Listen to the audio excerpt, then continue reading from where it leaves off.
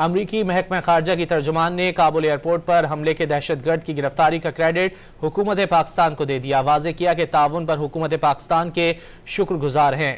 महकमा खारजा की तर्जुमान Tammy Bros ने प्रेस ब्रीफिंग के दौरान इंसदाद दहशतगर्दी को दोनों ममालिक का मुश्तरका मफाद करार दे दिया।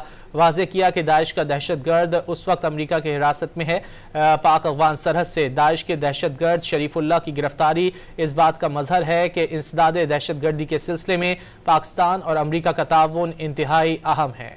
अमरीकी महकमा खारजा की तर्जुमान ने काबुल एयरपोर्ट पर हमले के दहशतगर्द की गिरफ्तारी का क्रेडिट हुकूमत पाकिस्तान को दे दिया। वाज़ेह किया कि ताउन पर हुकूमत पाकिस्तान के शुक्रगुजार हैं।